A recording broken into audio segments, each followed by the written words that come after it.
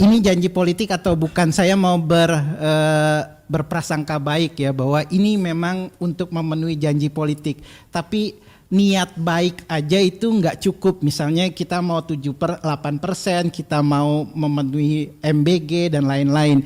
Niat baik aja nggak cukup. Niat baik itu harus dicapai dengan cara yang baik pula, cara yang terencana, cara yang dipikirkan dengan matang-matang, tidak buru-buru sehingga mengorbankan banyak hal. Itu yang pertama. Jadi yang pertama. Yang kedua, pertanyaan tentang apakah ini akan mendiscourage swasta atau enggak. Ini kan sebenarnya hampir sama dengan program Jokowi dengan infrastrukturnya lewat BUMN karya. Ini dia akan seperti itu lagi. Nah, secara langsung ataupun tidak langsung itu pasti akan mendiscourage atau berkompetisi dengan swasta. Simpelnya gini, ketika Danantara atau BUMN mau mencari dana atau bahkan pemerintah mau mencari dana, itu kan berebutnya di pasar. Mau nggak mau interest rate mesti akan tinggi. Yang artinya bahwa swasta harus bersaing nyari dana dengan interest rate yang tinggi. Itu kan berarti akan ada crowding out seperti Riyandi bilang. Itu baru satu hal. Belum lagi hal yang lain bahwa misalnya kalau dia masuk di sektor yang sama. Selama ini misalnya kan kita lihat bahwa BUMN bersaing dengan swasta, pastilah swastanya kalah. Karena BUMN punya segalanya, dia regulasi, dia dana dan segala macam. Jadi crowding out itu juga yang harus dipikirkan di sini. Apakah ini akan memacu pertumbuhan atau malah sebaliknya gitu. Itu yang kedua. Dan yang berikutnya tentang rangkap jabatan dan INA. Ini yang menarik menurut saya dengan penetapan Pak Roslan dan Pak Doni sebagai CEO dan wakil gitu. Dalam Undang-Undang BUMN itu disebutkan bahwa Dewan Pengawasnya, Ketua Kepala Dewan Pengawas adalah Menteri BUMN.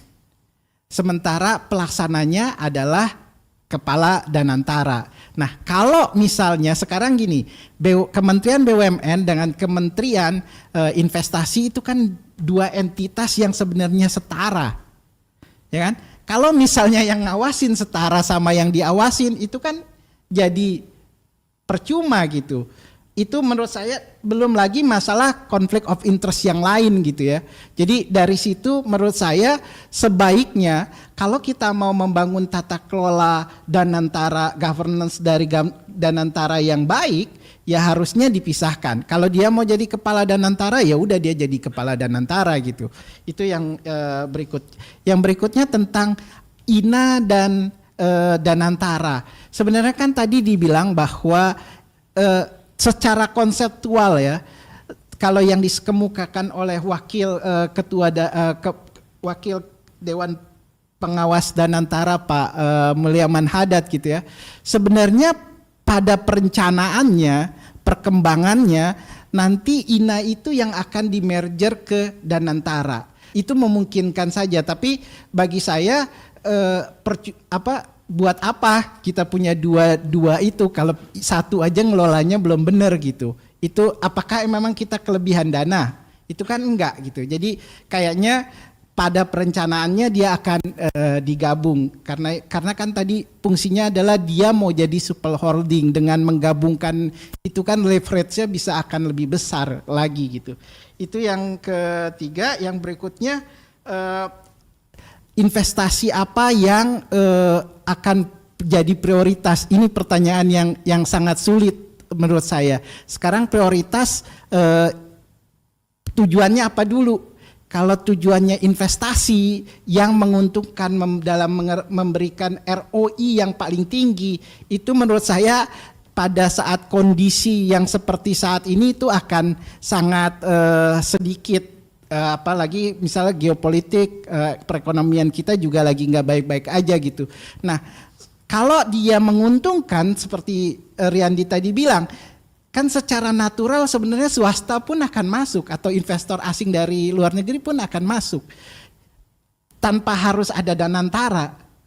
Nah, artinya Danantara itu kan tujuannya adalah untuk mengambil investasi yang tidak diingini oleh swasta tapi dianggap penting oleh pemerintah untuk misalnya pembangunan. Tapi walaupun dia dianggap penting, itu artinya juga kan resikonya, karena kalau nggak beresiko returnnya tinggi, swasta pasti akan ambil.